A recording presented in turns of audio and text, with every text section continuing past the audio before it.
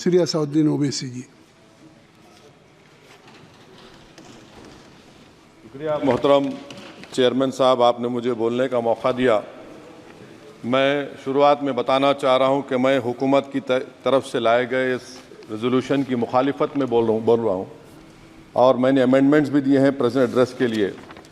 और चेयरमैन साहब, आप उर्दू को जानते हैं। किसी एक शायर ने शायद बरसर इक़्तिदार जमात के लिए ये शेर कहा होगा कि उसूल बेचकर मसनद ख़रीदने वालों, निगाह अहले वफ़ा में बहुत हक़ीर हो तुम। वतन का पास तुम्हें था न होगा कभी कि अपने हिर्स के बंदे हो, बेज़मीर हो तुम। इज़्ज़त नफ्स किसी शख्स की महफूज नहीं, अब तो अपने ही निगहबानों से डर लगता है। डंके की चोट पे जालिम को बुरा कहता हूँ, मुझे सूली से न जिंदानों से डर लगता है। मोहतरम चेयरमैन साहब, मैं आज इन लोगों की तरफ से बोल रहा हूँ जो दिखते तो हैं, जिनके बारे में बात तो होती है मगर उनकी कोई नहीं सुनता। मैं उनके बारे में बोल रहा हूँ जिनके बारे में वज़ीर आज़म मोदी ने कहा था कि घुसपैठी है। मैं उन बेटियों और माओं के बारे में कह रहा हूँ जिनके बारे में मोदी ने कहा कि ज़्यादा बच्चे पैदा करते। मैं उन मासूम नौजवानों के बारे में कह रहा हूँ जिनको मॉब लिंचिंग के ज़रिए मारा जा रहा है। मैं उन बेज़ुबान माँ और बाप के बारे में बोल रहा हूँ जिनकी औलाद आज इस हुकूमत के गलत कानून के चक्कर में जेलों में सड़ रहे हैं।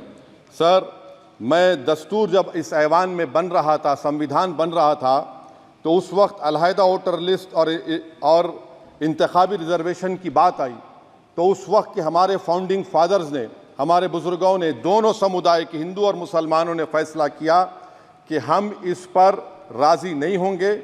बल्कि उन्होंने क्या कहा था हमारे फाउंडिंग फादर्स ने, उन्होंने मुखालिफत की थी अलहदा वोटर लिस्ट की और इंतखाबी रिजर्वेशन की। उन्होंने कहा था, I quote sir, it is the duty of majority community to ensure that minorities are elected in the representative numbers.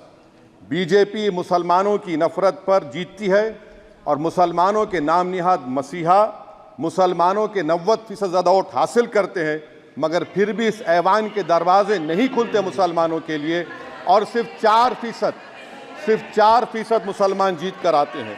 Sir, संविधान सिर्फ एक किताब नहीं है जिसे चूमा जाए, संविधान एक किताब नहीं है जिसे दिखाया जाए, संविधान एक सिंबल भी है, मगर संविधान एक हमारे बुजुर्गों के ख्वाबों की किताब है। हमारे जमहूरियत को हमारे बुजुर्गों ने इस तरह समझा, हमारे फाउंडिंग फादर्स ने इस तरह जमहूरियत को समझा कि इसमें हर समुदाय और मजहब और समाज के मानने वाले लोगों की राय को शामिल किया जाएगा इस मुल्क को चलाने के लिए। मगर इस ऐवान में सिर्फ 4% मुसलमान जीत कर आते हैं।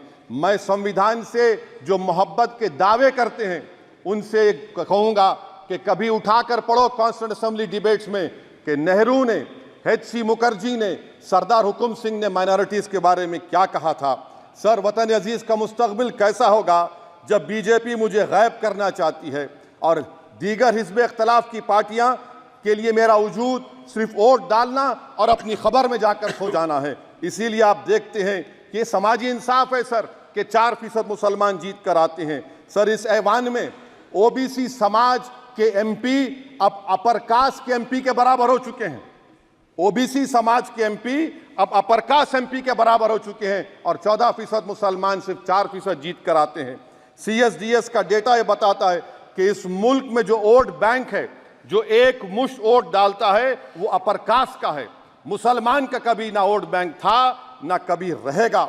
सर, 4 जून के बाद 6 मुसलमानों की मॉब लिंचिंग हुई। 11 घरों को मध्य प्रदेश में मोदी के बुलडोजर ने निस्तो नाबूद कर दिया। हिमाचल प्रदेश में एक मुसलमान की एक दुकान को लूट लिया गया और हिज़्ब इख्तिलाफ की पार्टियों की तरफ से सन्नाटा है। शायद अब वक्त आ चुका है कि लफ्ज़ मुसलमान का नाम लेना भी अब उस पर पाबंदी आयद कर दी जाएगी। सर, मैं ये बात बताना चाह रहा हूँ कि नरेंद्र मोदी को जो मैंडेट मिला है। एक मिनट, आप लोग बैठ जाएं, कृपया आप लोग बैठ जाएं। श्री मनसुख मांडविया जी, आप लोग बैठ जाएं, कृपया माननीय सदस्य बैठ जाएं। श्री मनसुख मांडविया जी, कृपया आप लोग बैठ जाएं। अपने प्रारंभिक कृपया आप लोग बैठ जाएं। आप लोग बैठ जाएं। माननीय सदस्य ने अपने प्रारंभिक भाषण में जो शब्द प्रयोग करा है उसको ऑथेंटिकेट करा जाए। और अभी उन्होंने उल्लेख करा कि मोदी के बुलडोजर ने वहाँ मॉब लिंचिंग करा है उसको भी ऑथेंटिकेट करा जाए। निश्चित तौर से इसको ठीक है, ठीक है, ठीक है, ठीक है, ठीक है। उवैसी साहब जब भी कोई बात नहीं सर, आप चेयर पर बैठे हैं जी, इसलिए आप मंत्री जी को पेट में दर्द हुआ, माशाल्लाह, शुक्रिया उनका। नहीं, तो सर मैं ये बोल मंत्री की रहा था, जवाबदेही है अरे ये नहीं, मंत्री इससे की बुरी बात क्या है? पेट में दर्द हो सकता है, वो दर्द ये सब ठीक अच्छा है। दर्द हुआ, चलिए दर्द हुआ, दिल का दर्द हुआ। तो सर जो नरेंद्र मोदी को मैंडेट मिला है वो सिर्फ और सिर्फ मुसलमानों की नफरत पर और हिंदुत्व की वजह से मिला है। I would like to say it is not Modi's in dock but every single person voted him despite his anti Muslim voice. And I would like to tell the opposition parties, this is not a moral victory for you, this is a victory of majoritarianism. Everyone should contemplate and do introspection. Why is it that the OBCs and the upper caste are getting their due representation? Why are the Muslims not getting? Are we here only to vote for you and not to get elected? If that is the case, please tell us that we are only here to vote for you. Sir, आज भारत के आधे नौजवान बेरोजगार हैं और रोजगार की तालाश, बेरोजगारी का आलम यह है सर कि मोदी सरकार के 5 साल में 75 लाख एस्पिरेंट्स की जिंदगी बर्बाद हो गई, 6 पेपर लीक हुआ। बेरोजगारी का आलम यह है सर कि रशिया जा रहे हैं, वहां जाकर अपनी जानों को दे रहे हैं। बेरोजगारी का आलम यह है कि नरेंद्र मोदी रोजगार का कैंप चलाती है नौजवानों के लिए कि तुम इजराइल में जाकर काम करो, उनको कैनन फॉडर बना रही है ताकि फलस्तीनियों की जायदादों को हड़प कर सके। ये भी कंक्लूड कर। अरे सर मेरा टाइम है, कहाँ टाइम है सर? आप ये टाइम ले लिए मेरा सर, मैं 2 मिनट दीजिए। ये विश्वगुरु की पॉलिसी है, इजराइल को 27 टन हथियार जा रहा है। 9 मिलियन भारत के लोग गल्फ में काम करते हैं, क्या असर पड़ेगा? 47,000 इजरायली फलस्तीनी मार चुके हैं। क्या है हमारी पॉलिसी सर? क्यों हथियार दे रहे हैं सर? नस्लकशी हो रही है। सदर जमहूरिया के खुतबे में राष्ट्रपति के सर, मैं उसी पे बोल रहा हूं सर, उसमें लिखा हुआ है फॉरेन पॉलिसी के ऊपर, आप पैराग्राफ नंबर 25 देख लीजिए। सदर जमहूरिया में सैचुरेशन अप्रोच है।